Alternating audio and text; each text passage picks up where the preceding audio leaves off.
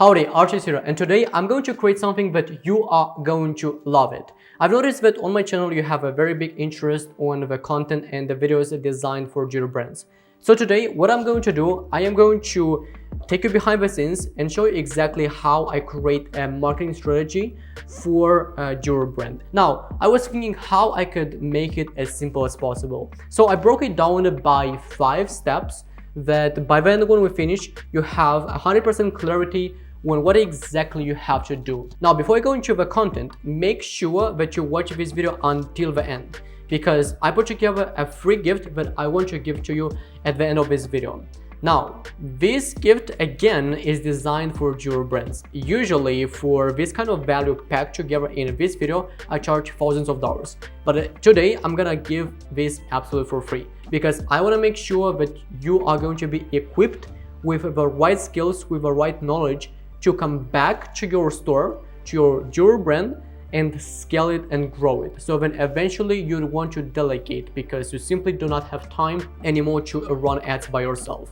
That is simply pretty much how I see it. I cannot be more transparent than that. Now, anyways, let's get into our content.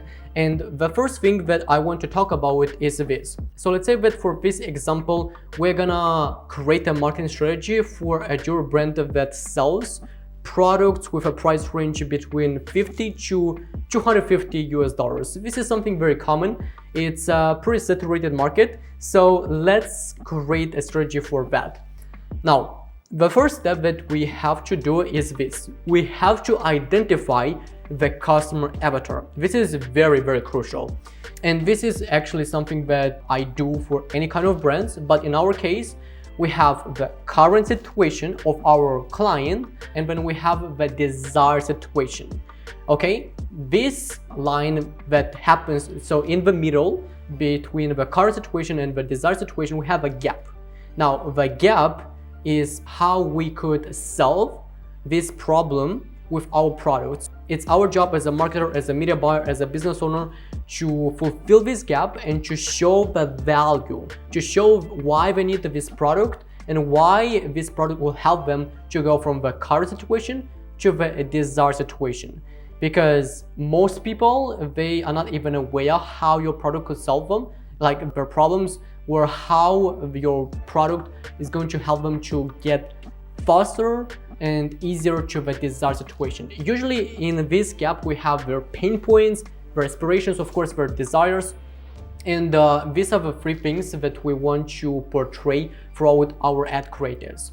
Now, the question that we have to ask ourselves here as well is, who buys the most jewelry that ranges from $50 to $250? And usually when I ask this type of questions and when I create a marketing strategy for my jewelry brand clients, I use such a thing called Google. Okay, most people, they allot me how do I identify the customer avatar. I use simply Google. I go and look at statistics. I look who buys the most this type of products, how they look, what are their age range, where do they live. And before I started recording this video, I actually made my research and this is what I found. Now, again, I don't want to kind of like take out of context and think that this is also your audience. Maybe if you are a business owner, a jewelry brand owner, and you're looking this and you sell products that ranges from $50 to $250, you might think that this is your ideal audience. You have to go and make the research and find out who might be your ideal audience, because also it depends on the product design that you're selling. This is very crucial. So this is what I found. We have here female between 25 to 54 who lives in California, New York, and so on. They also are married. They're an average person who is earning 40 to 80K per year. And this is something that also I wrote this down because it's very, very important. They spend between $200 to $500 on jewelry per year. Now, why is this important? Here's why. When you know this number, let's say that they spend up to $500 per year. Now you could think about how much max they could spend on your store.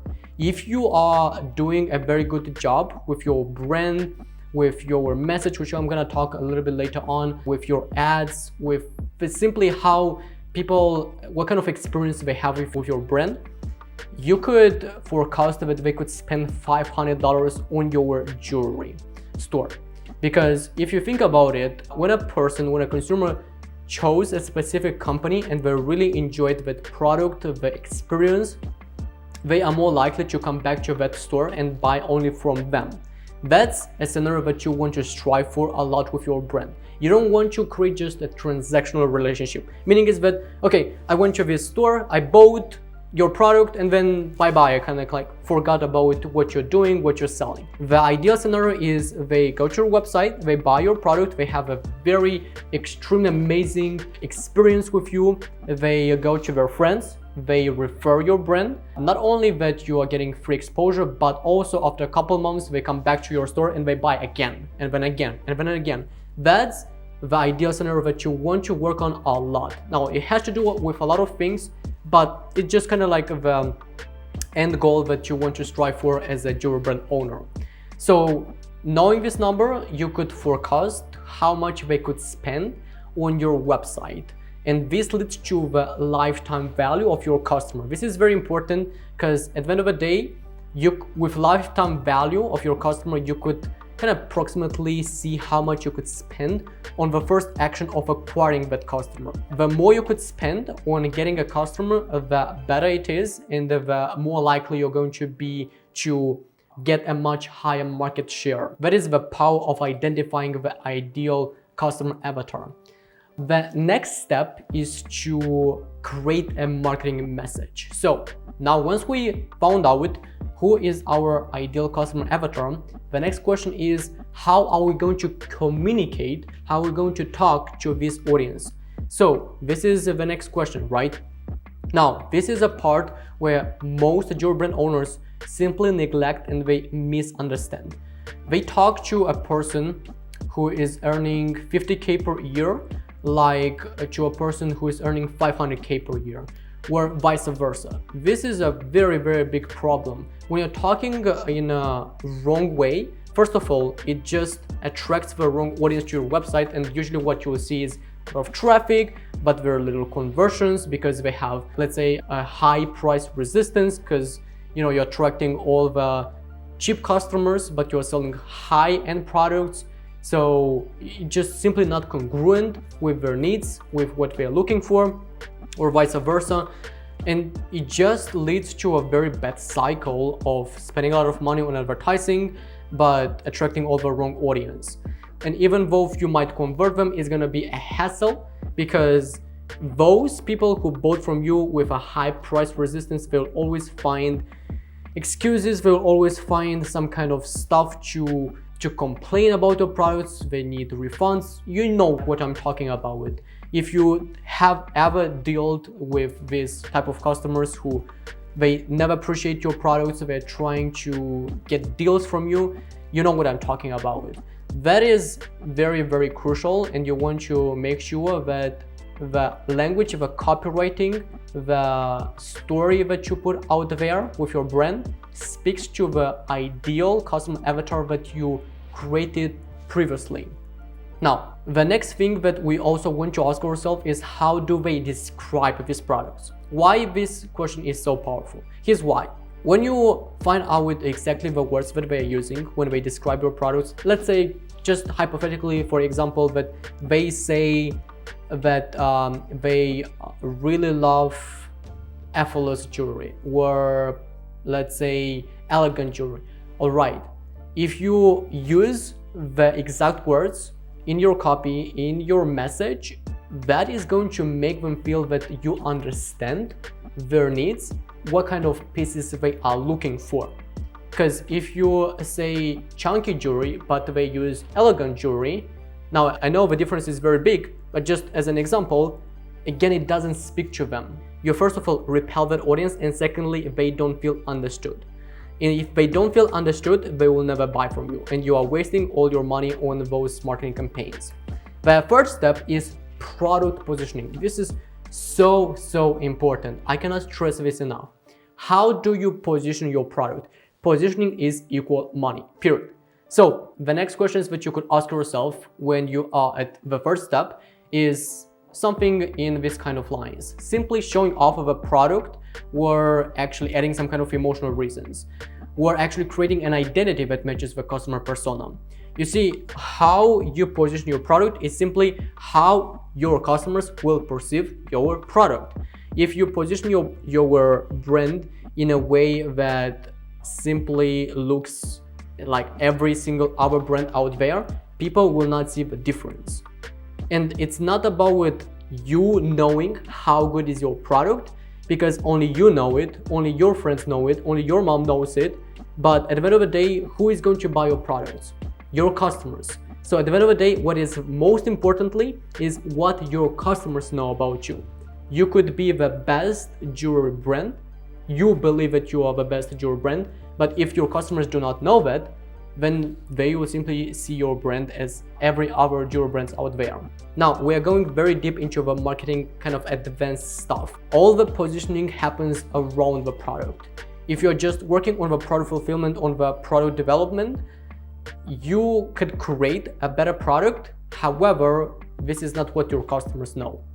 And like I said, what is most important is what your customers know. Now, that was kind of like a glimpse of what positioning means. To circle back to these questions and give you much more clarity of how you could position your product, and circling back to our examples, jewelry between $50 to $250, this is a very saturated market, like I said in the beginning of this video. That's why it is quite difficult to differentiate yourself. However, the third question here, creating an identity that matches the customer persona, this is one of the best ways from my perspective to make your brand different, even though you are selling in a very saturated market. So what is an identity? We all have an identity. You have an identity, I have identity, your customers also have an identity. For example, let's say I go to the gym regularly, I train myself, I'm a very ambitious person because I have an identity who goes to the gym regularly. I have an identity who sees himself as a business owner. You as a jewelry brand owner, you have an identity who loves jewelry, who is very passionate about jewelry, and who also loves entrepreneurship. Your customers, they are very much into fashion. They have an identity who is shopping online regularly. So knowing this, when you create your message, when you create your visuals, your photos, your videos, when you can portray that identity through like their activities, their situations, their desired situation. For example, they want to look and feel confident. If you could portray a person who looks like them in your creatives and they feel awesome, they are happy, they are smiling, they feel confident by portraying that visually, that is what is going to create an identity. The moment when your ideal customers see those ads, see that marketing message, that subconsciously is going to resonate a lot with them because they will see a personality, a person who has similar characteristics. And as we know in the society, we all kind of hang out with people who have same habits, same characteristics, same kind of personality. If you look out there, fit people, they hang out with fit people. Rich people, they hang out with rich people. So this exact psychological action we could portray through our creatives, and you could build a brand who actually has a personality. It's not just a faceless brand, it's actually a business with characteristics, with kind of making people feel that they are like hanging out with a person, they're not just buying from another brand. That's another state that you want to strive for a lot. And ultimately, how you position your product depends a lot on the market saturation. Circling back to just what I was saying about the identity, if you are selling in a very saturated market, I would say this is the best way to differentiate yourself and to stand out. Now, if you're selling some kind of very unique design jewelry that people have not seen that much before, and they really enjoy it, they are very passionate about it, then you don't really need to create an identity. You could, and that also is going to increase your sales. But what I'm saying is that you could still get amazing results without an identity when you have a strong offer. Because offer, I would say, is the number one thing that is going to dictate how successful your business will be. So next, the fourth step is copy and visual creation. However, do not even try to attempt to create the copy and your visuals without taking the time and finishing the previous steps, because this is a very big mistake that a lot of jewelry brand owners they are making when they're creating some kind of marketing strategies, some kind of marketing campaigns. They just go set up all these photo shoots, they take all the pictures, they record all these videos, they put it out there, and they don't convert. Why? Because it simply does not speak to the right audience, the message is off, and people cannot resonate with it. They just see another brand, they just see another jewelry brand that kind of looks the same. So essentially, at the end of the day, you want to create all your assets, all your visuals, all your copies around your customer. Because when you know their desired situation, when you know their ideal kind of how they look, what their aspirations are, you could, let's say, create an identity. And now, knowing that identity, you could go ahead and create visuals and copies around that identity. Hopefully that makes sense. I'm going a little bit too advanced, but I believe that you are still following me and you got this idea. The moment when you understand this point, you will simply crash and you'll beat all your competitors, because most of them, they don't even know about it. They're not even aware of all these marketing like informations and insights. Now, the fifth step after creating also the copies and the visuals is to put it all together and launch the ads on Facebook or on TikTok. Now, if you've been waiting for this for a long time, I could tell you this is the easiest and simplest step that you could take. All the hardest actions we've already covered.